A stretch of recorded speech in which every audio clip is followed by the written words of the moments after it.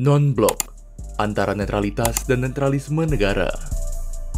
Secara definisi, terdapat kerancuan antara perbedaan istilah-istilah seperti netralitas, netralisme, dan non-blok.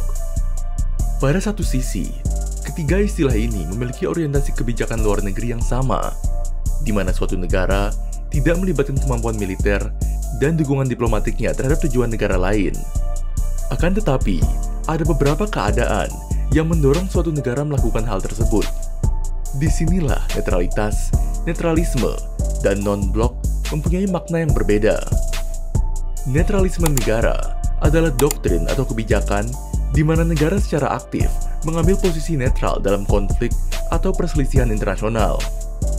Netralisme negara lebih dari sekedar tidak ikut campur dalam konflik, namun melibatkan pengembangan kebijakan luar negeri yang konsisten dengan prinsip-prinsip netralitas, seperti non-partisipasi dalam aliansi militer, penghindaran konflik bersenjata, dan pemeliharaan hubungan damai dengan semua negara. Costa Rica adalah negara yang secara konstitusional menganut netralitas.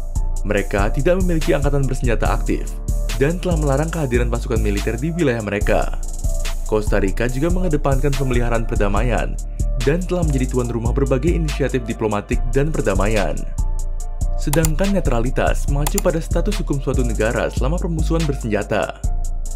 Di bawah hukum netralitas internasional, negara yang tidak berperang diberikan sejumlah hak dan kewajiban.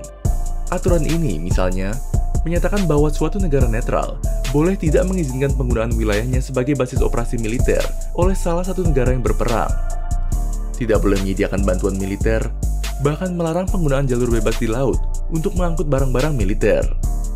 Negara netral bergantung pada negara-negara adik kuasa yang menjamin posisi netralitasnya melalui perjanjian multilateral. Di bawah perjanjian netralitas, negara mengikatkan dirinya untuk tidak mengizinkan pasukan asing memasuki wilayahnya. Sebagai ganti, negara penjamin berupaya untuk tidak melanggar keutuhan wilayah, baik dalam masa perang maupun damai.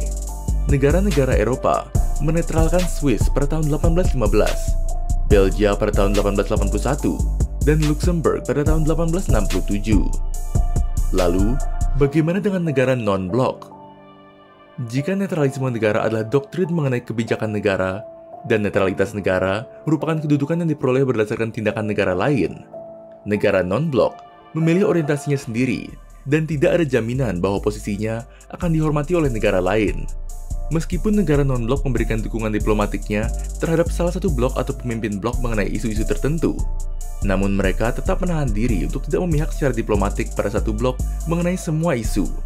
Peran mereka adalah independen dalam sistem sebagai suatu keseluruhan, meskipun pada aspek tertentu seperti militer, ideologis, dan ekonomi mereka bersekutu. Negara Eropa seperti Irlandia biasanya bersimpati pada nilai-nilai dan kepentingan Barat, tetapi secara resmi tidak bergabung dalam organisasi militer seperti NATO. Non-blok secara khusus sangat cocok dengan kondisi dan kebutuhan politik dalam negeri bagi negara-negara yang sedang berkembang.